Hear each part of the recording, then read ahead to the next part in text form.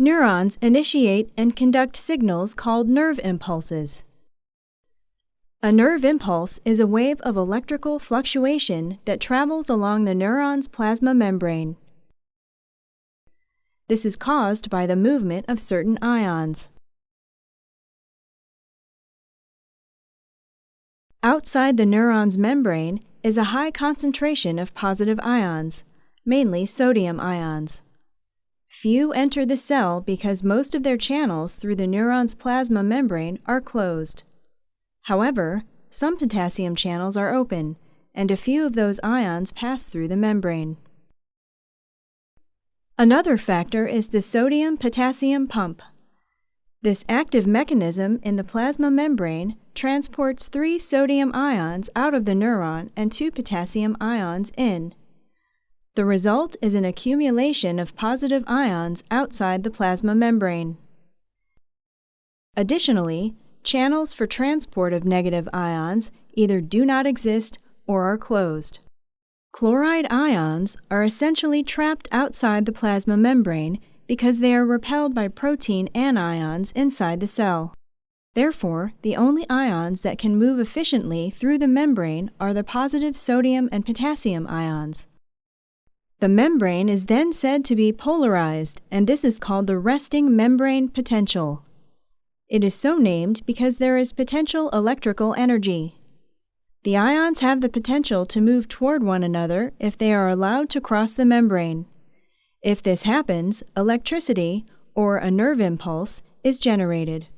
The neuron's resting membrane potential, which is when the neuron is not generating an electrical impulse, is measured at about -70 millivolts, or MV for short. This indicates that the inside of the membrane is negative relative to the outside, and the potential difference has a magnitude of 70 millivolts. When an adequate stimulus is applied to the neuron, the stimulus-gated sodium channels at the point of the stimulus open. These are the first sodium channels to open in a neuron's plasma membrane.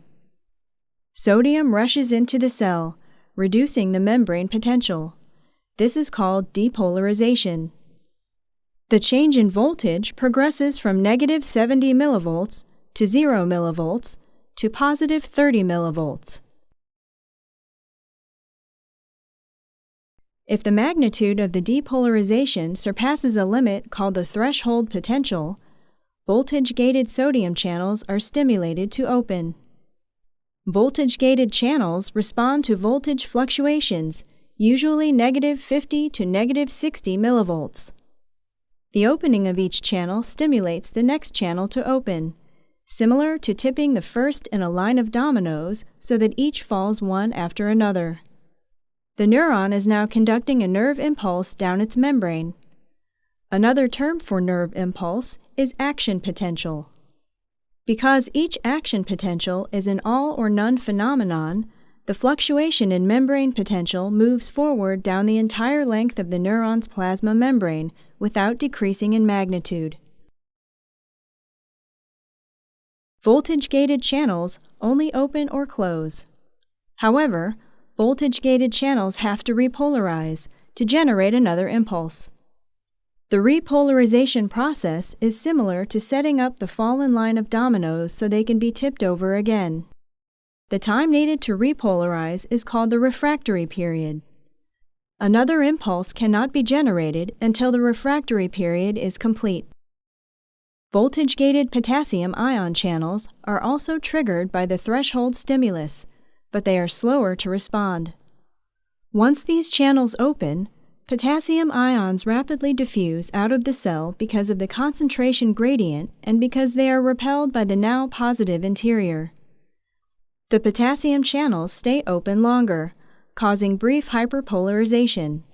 However, the sodium-potassium pump restores the resting membrane potential. Depolarization and repolarization occur rapidly down the neuron. This is propagation of a nerve impulse. In myelinated neurons, the insulating properties of the thick myelin sheath resist ion movement and the resulting local flow of current. Therefore, electrical changes in the membrane can only occur at gaps called nodes of Ranvier in the myelin sheath. When an action potential occurs at one node, most of the current flows under the insulating myelin sheath to the next node. The action potential seems to leap from node to node along the myelinated fiber. This type of impulse propagation is called saltatory conduction and is much faster than the continuous conduction that occurs in unmyelinated neurons.